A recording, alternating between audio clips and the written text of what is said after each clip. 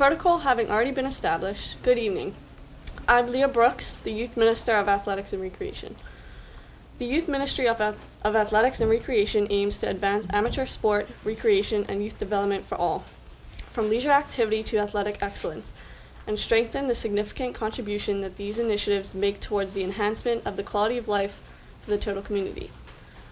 In regard to the Ministry of Youth Athletics and Recreations, the issues that we would like to address include non-compulsory physical education in Bermuda schools for all years, and national level sports not reaching full potential. Physical education becoming compulsory in Bermuda schools to students of all ages would promote health and help to fight child obesity by putting in place healthy habits of exercise from a young age and encompassing life choices. An astounding 67% of Bermuda's population is classed as overweight due to inactivity and poor nutrition, and it's the government's responsibility to assist in any way in the reduction of these troubling statistics. If an individual does not learn to be physically disciplined when they are young, the chances of them doing so as an adult are slim, creating an unhealthy community which results in more government expenditure being directed towards health. Also, through physical activities and team sports, one learns how to work as a team, making new friendships and building character. Not only does physical education help create a more active and healthier community, it helps educate the whole person to encourage learning beyond the classroom setting. Physical education also helps the young people involved to discover their talents for different sports, aiding the quest for the national sporting achievement. The investment would not only benefit the individual, but also Bermuda as a country, to see an improvement in the youth involvement with national sporting teams. The discovery for talent for different sports begins in school, and mandatory physical education would help an individual explore the different sports he or she may be good at and may want to pursue later in life as a career or in college. In closing, the Bermuda Youth Parliament believes that all of Bermuda's public schools, primary, middle, and high schools, should have mandatory physical education required for all years. It is an important program that promotes a healthy well-being for individuals and that benefits Bermuda as a country. Thank you. Protocol already being established, I am Minister Teray Wainwright. And my name is Chelsea Sumner. We are the Ministry of the Youth Rights and Crime Prevention of Bermuda. The Department of Youth Rights and Crime Prevention aims to develop initiatives to decrease youth-related crime activity in Bermuda and encourage the youth to express their individuality through awareness of their own human rights. In regard to youth rights, the issues that we would like to address include ensuring that all young people have the right to express their individuality despite sexual orientation, and to increase youth awareness of their basic human rights. In regard to crime prevention in Bermuda, we wish to combat this issue by providing alternative pathways through more proactive activities to maintain positive attitude among Bermuda's youth and provide them with a constructive activities to occupy their time. Developing initiatives to target any increase in gang violence, for instance the stop and search methods, and developing specialized programs for at-risk team, for example the MERS program being discontinued.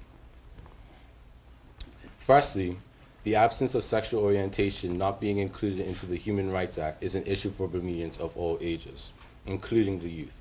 We believe that stronger measures should be taken to dissuade people from bullying or actively discriminating against people despite their sexual orientation.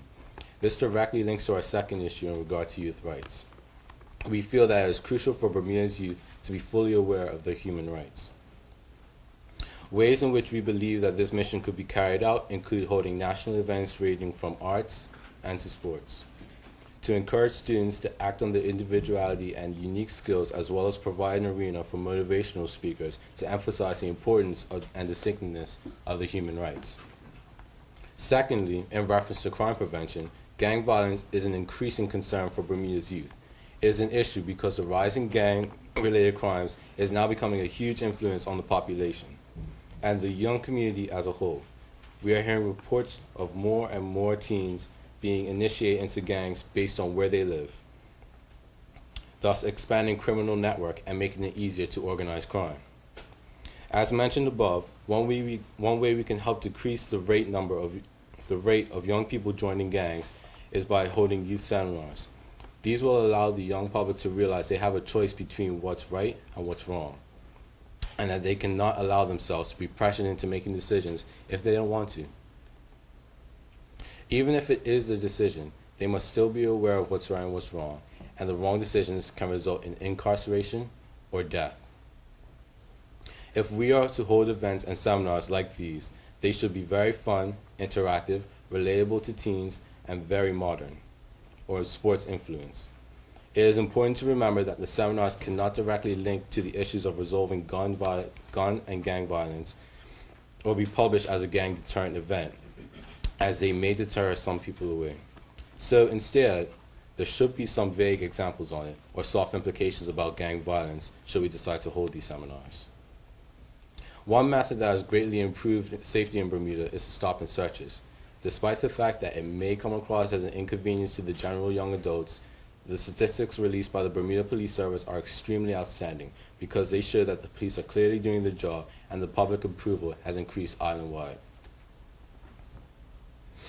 It is very worthwhile for its reasons, and we propose that it stays in continuation. However, we cannot ignore the issue of the discontinuation of the MARIS program.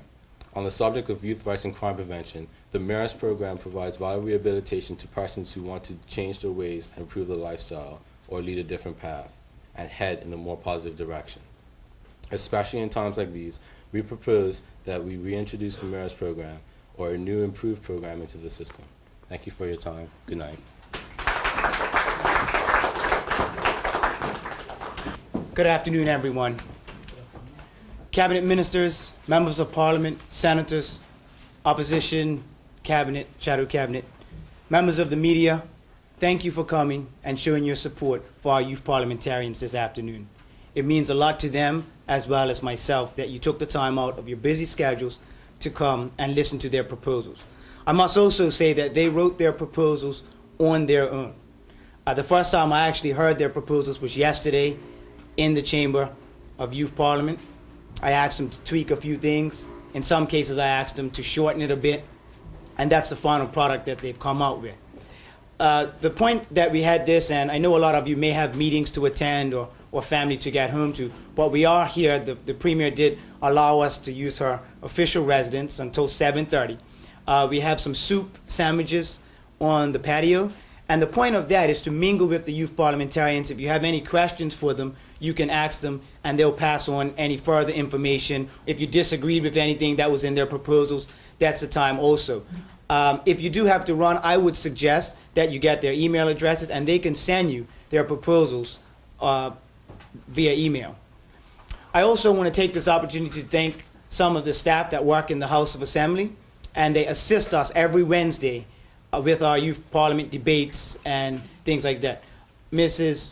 Grigé-Smith, I want to thank her. She was not in charge, but she was responsible for printing these programs.